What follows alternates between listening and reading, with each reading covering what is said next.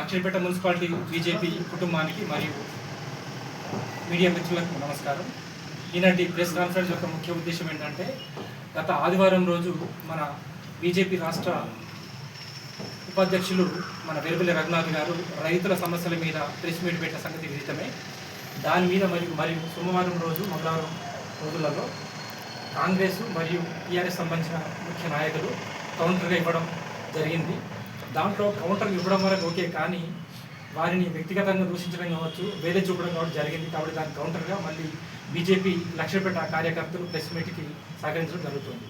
ముఖ్యంగా కాంగ్రెస్ కావచ్చు, టీఆర్ఎస్ కావచ్చు, వెలుబెల్లి రఘునాథ్ గారు రైతుల గురించి మాట్లాడే నైతిక హక్కు లేదు అంటున్నారు.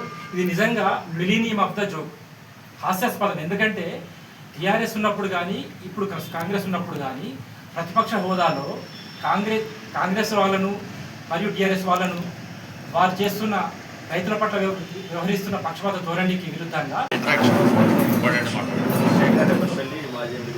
మొన్న ఇక్కడ ఐబీలో ప్రెస్ మీట్ పెడుతూ విజిత్ బాబు గారు మాట్లాడడం జరిగింది. ఏమని అంటే, రఘునాథ్ సార్ గారు బీజేపీ నాయకుల మీద కేసు అయినా కూడా పట్టించుకుంటలేడు, హైదరాబాద్లో ఉంటున్నాడు, ఇష్టం వచ్చినట్టు గాలికి వదిలేసి అన్నారు.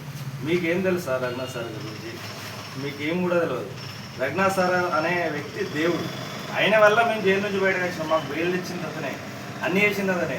అట్టిగా అనవసరమైన మాటలు మాట్లాడితే బాగుండదు విజిత్ గారికి. మళ్ళీ ఈరోజు ఐదు నుంచి చెప్తున్నాం, ఇంకోసారి ఇరుకులో మాట్లాడటం బాగుంటుందని. ఆదివారం రోజు మా రాష్ట్ర ఉపాధ్యక్షుడు రైతుల గురించి రైతు భరోసా అనే కార్యక్రమానికి ప్రెస్ మీట్ పెట్టడం జరిగింది. దానికి కౌంటర్గా కాంగ్రెస్ వాళ్ళు అంకత్ శ్రీను అనే వ్యక్తి ఒక మాట అనేది, ఒక సంభాషణ లేకుండా భర్త దెబ్బలు అనుకుంటా, రఘునాథ్ అనుకుంటా మాట్లాడు. అది సమంజసం కాదు. మీరు ఎంత అధికారంలో ఉన్నా కూడా మాట అనేది, మర్యాద అనేది చాలా ఉండాలి.